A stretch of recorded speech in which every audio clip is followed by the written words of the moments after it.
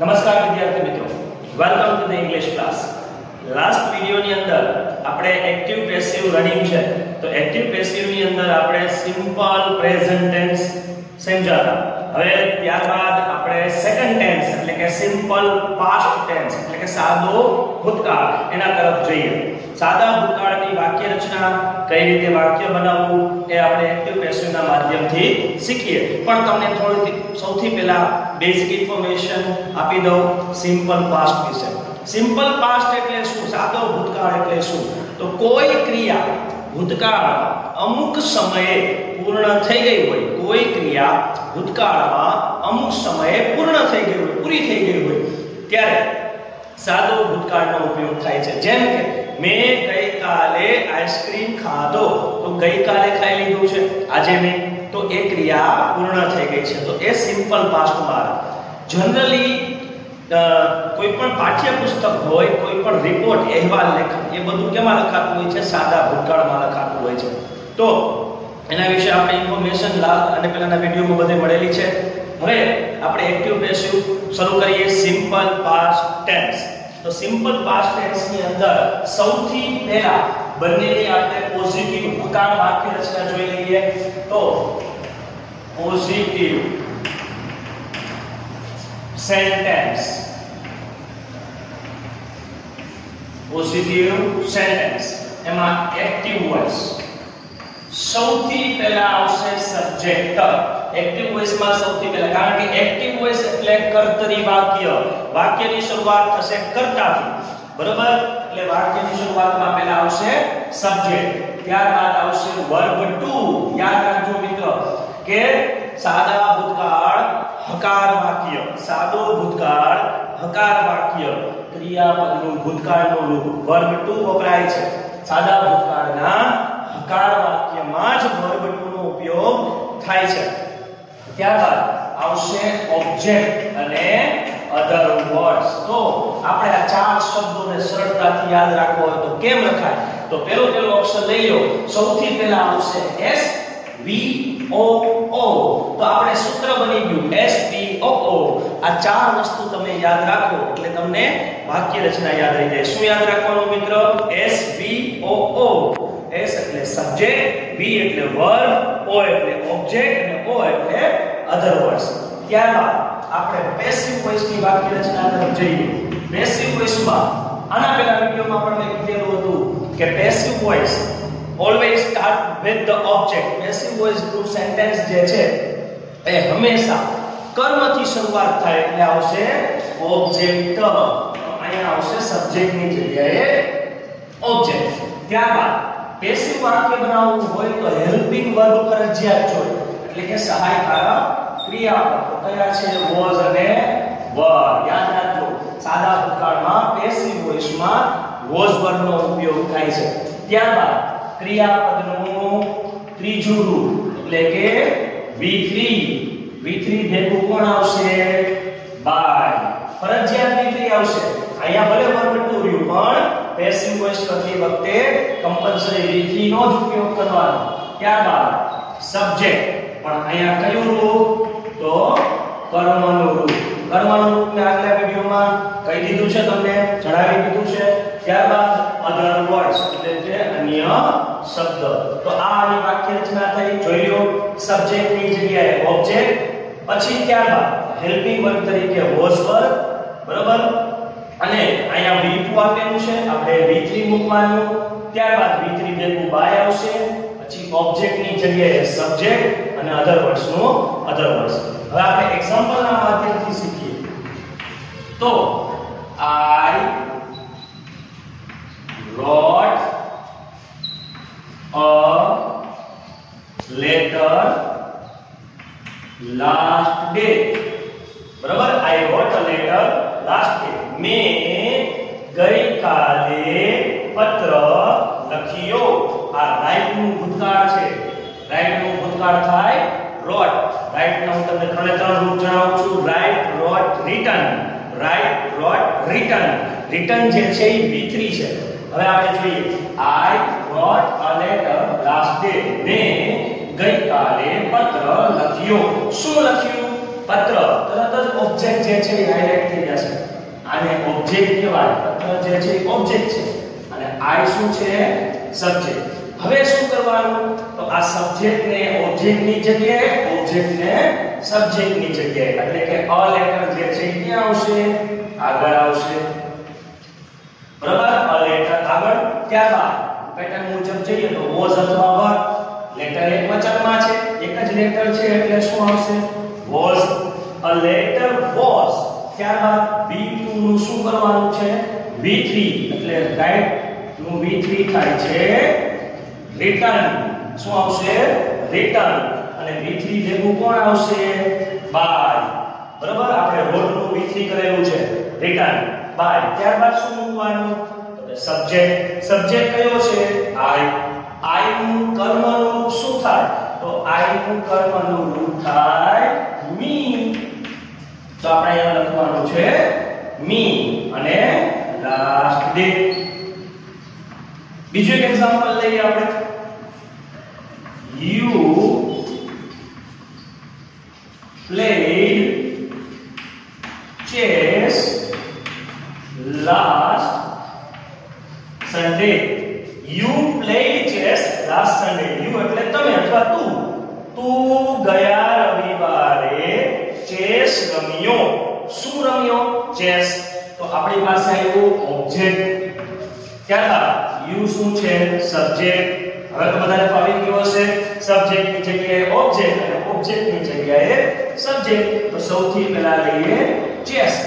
હવે ચેસ કોઈ પણ રમત હોય ને એ હંમેશા એક વચનમાં જ હોય એટલે આપણે અહીંયા વોઝ લખ્યું.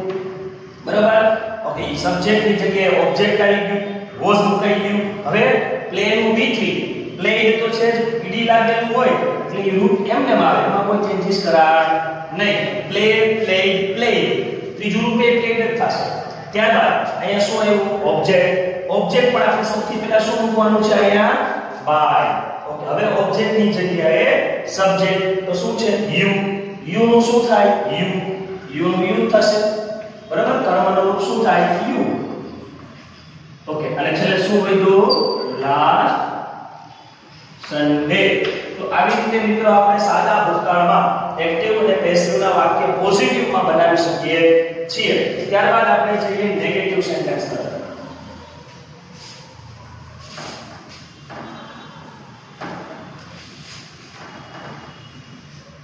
હવે બનાવવું છે આપણે નકાર વાક્ય.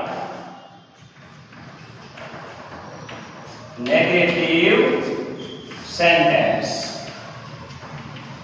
ઓકે. ડન. નેગેટિવ સેન્ટેન્સ જે છે એની અંદર પેટર્ન જોઈ લઈએ. સૌથી પહેલા એક્ટિવ વોઇસ, સૌથી પહેલા સબ્જેક્ટ, ત્યારબાદ હેલ્પિંગ વર્બ તરીકે ડીડ. જો સાદા ભૂતકાળમાં સહાયકારક ક્રિયાપદ તરીકે નકાર અને પ્રશ્નાર્થ વાક્યમાં યાદ રાખજો, સાદા ભૂતકાળમાં સહાયકારક ક્રિયાપદ તરીકે ડીડ નો ઉપયોગ થાય છે. પણ ક્યાં થાય છે? નકાર અને પ્રશ્નાર્થ વાક્યમાં જ. તો સબ્જેક્ટ પછી આવશે ડીડ, ત્યારબાદ નોટ, પછી વર્બ 1. અહીંયા વર્બ 1 આવે. શું કામ વર્બ 1 આવે? સાહેબ તમે તો કહેતા હતા આગળ V2 આવે, પણ અહીંયા મેં ડીડ મૂક્યું છે. એ ડુ નું ભૂતકાળનું રૂપ છે. યાદ રાખજો, ડુ નું ભૂતકાળનું રૂપ થાય ડીડ. બરોબર? તો ડીડ ભૂતકાળનું રૂપ છે અને અહીંયા જો હું વર્બ 2 મૂકું તો અહીંયા પણ ભૂતકાળ, અહીંયા પણ ભૂતકાળ. તો બે ભૂત ભેગા થઈ જાય તો એ કરાય નહીં. બરોબર? એટલે ડીડ મૂક્યું હોય ત્યારે શું યાદ રાખવાનું? વર્બ 1. સૂત્ર યાદ રાખો. ડીડ આવે તો V1, ડીડ જાય તો V2. એનો મતલબ ડીડ વાક્યમાં આવે તો વર્બ 1 લખવાનું અને ડીડ આપણે કાઢી નાખીએ તો વર્બ 2 લખવાનું છે. ત્યારબાદ ઓબ્જેક્ટ અને છેલ્લે આવશે અધર વર્બ્સ. ચલો પેસિવ વોઇસ ની વાક્ય રચના જોઈ લઈએ.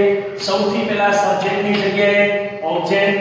ઓકે. ત્યારબાદ આવશે હેલ્પિંગ વર્બ તરીકે વોઝ વર્બ પ્લસ. બરોબર? ત્યારબાદ આવશે V3 by, sorry, was verb પછી આવશે નોટ, પછી V3 બાય સબ્જેક્ટ અને અધર વર્બ્સ. તો યાદ રાખો, સબ્જેક્ટ ની જગ્યાએ ઓબ્જેક્ટ અને ડીડ ની જગ્યાએ વોઝ વર્બ.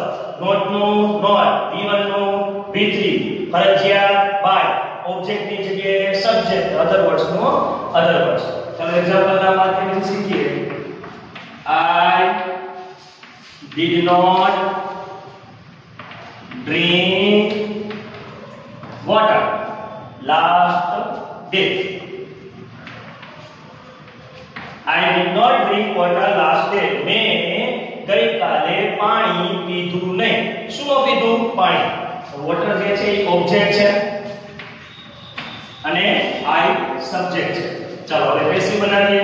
I ને જવા દો વોટર ની જગ્યાએ વોટર ને આવવા દો આ બાજુ. સૌથી પહેલા વોટર પાણી એકવચનમાં જ હોય, એનું કોઈ બહુવચન થાય નહીં એટલે આવશે was. હવે નોટ છે તો અહીંયા નોટ ડીપ ની જગ્યાએ was છે, નોટ નો નોટ. હવે શું આવ્યું? ડ્રિંક. ડ્રિંક નું V3 ડ્રિંક ડ્રેન્ક ડ્રંક. યાદ રાખજો ડ્રિંક ડ્રેન્ક ડ્રંક. રેડી? તો DRUNK ત્યારબાદ આવશે V3 ભેગું by. ઓકે હવે શું આવ્યું? ઓબ્જેક્ટ. ઓબ્જેક્ટ ની જગ્યાએ સબ્જેક્ટ કોણ છે? I નું કર્મનું રૂપ શું થાય? me અને લાસ્ટ ડે. બરાબર? ફરીથી એકવાર સમજાવી દઉં છું. I ની જગ્યાએ વોટર એટલે કે ઓબ્જેક્ટ, ત્યારબાદ did ની જગ્યાએ was, not નું not, drink નું V3 આ drink નું V3 drunk, પછી ત્યારબાદ ઓબ્જેક્ટ છે તો by નું મૂકવાનું છે ફરજિયાત. I નું શું થઈ ગયું? me અને લાસ્ટ ડે નું લાસ્ટ ડે.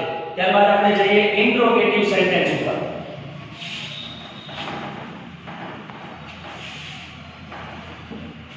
ત્રીજો પોઈન્ટ લઈએ ઇન્ટ્રોગેટિવ સેન્ટેન્સ. ઇન્ટ્રોગેટિવ સેન્ટેન્સ જેને કહેવાય છે પ્રશ્નાર્થ વાક્ય. પ્રશ્નાર્થ વાક્ય બનાવવું છે તો પ્રશ્નાર્થ વાક્યની અંદર સહાયકારક ક્રિયાપદ ક્યાં આવી જાય? વાક્યની શરૂઆતમાં. યાદ રાખજો પ્રશ્નાર્થ વાક્ય બનાવવું હોય ત્યારે સહાયકારક ક્રિયાપદ હેલ્પિંગ વર્બ જે વાક્યની શરૂઆતમાં આવે છે એટલે પહેલા આવશે did, ત્યારબાદ સબ્જેક્ટ, પછી V1 ઓબ્જેક્ટ અને આવશે અધર વર્ડ્સ ને ક્વેશ્ચન માર્ક. આની વાક્ય રચના છે. સૌથી પહેલા સહાયકારક ક્રિયાપદ આગળ આવી જાય did. બરાબર? હવે પેસિવ બનાવવું છે તો પેસિવ વોઇસમાં આપણે did ની જગ્યાએ શું મૂકતા હતા? was were. બરાબર? તો was were આગળ આવશે. ત્યારબાદ સબ્જેક્ટ ની જગ્યાએ ઓબ્જેક્ટ, ત્યારબાદ V1 નું V3 ભેગું કોણ દે? by. ઓકે હવે શું આવ્યું? ઓબ્જેક્ટ. ઓબ્જેક્ટ નું શું થઈ જશે? સબ્જેક્ટ અને છેલ્લે આવશે અધર વર્ડ્સ. તો આની વાક્ય રચના થઈ. ફરીથી એકવાર did જે છે એની જગ્યાએ was were, સબ્જેક્ટ ની જગ્યાએ ઓબ્જેક્ટ, V1 ની જગ્યાએ V3 ભેગું by, પછી ઓબ્જેક્ટ ની જગ્યાએ સબ્જેક્ટ એટલે સબ્જેક્ટ મૂક્યું અને અધર વર્ડ્સ. એક્ઝામ્પલ જોઈ લઈએ આપણે. Did he pay the bill last day? શું તેને ગઈકાલે બિલ કોઈ પણ લાઇટ બિલ કોઈ પણ ચૂકવી દીધું? બરાબર? એવી વાત કરવામાં આવે છે. did ની જગ્યાએ બિલ આપણે જોવાનું he શું છે? સબ્જેક્ટ અને the bill શું છે? ઓબ્જેક્ટ. the bill ને ક્યાં લેશું? આગળ. પહેલા આવશે બિલ એકવચનમાં છે એટલે was, ત્યારબાદ આવશે the bill. બરાબર? did ની જગ્યાએ આપણે મૂક્યું was, સબ્જેક્ટ ની જગ્યાએ મૂક્યું ઓબ્જેક્ટ. હવે શું આવ્યું? pay નું શું થાય? paid. બરાબર? V3 મૂકવાનું છે, ત્યારબાદ V3 ભેગું કોણ દે? by. ઓકે હવે શું આવ્યું? ઓબ્જેક્ટ. ઓબ્જેક્ટ ની જગ્યાએ સબ્જેક્ટ, he નું શું થશે? him અને લાસ્ટ ડે. તો આવી રીતે મિત્રો વાક્ય બને. ફરીથી એકવાર જોઈએ. did ની જગ્યાએ was, ઓબ્જેક્ટ સબ્જેક્ટ છે, સબ્જેક્ટ he છે તો એની જગ્યાએ the bill ઓબ્જેક્ટ તરીકે, pay નું V3 paid, પછી ફરજિયાત by. ઓકે હવે શું આવ્યું? ઓબ્જેક્ટ. ઓબ્જેક્ટ શું છે? he નું શું થાય? him અને લાસ્ટ ડે. તો આવી રીતે મિત્રો આપણે સરળતાથી એક્ટિવ માંથી પેસિવ સિમ્પલ પાસ્ટ ટેન્સ નું શીખ્યા. તો તમને જરૂરથી મજા આવશે. Thank you very much.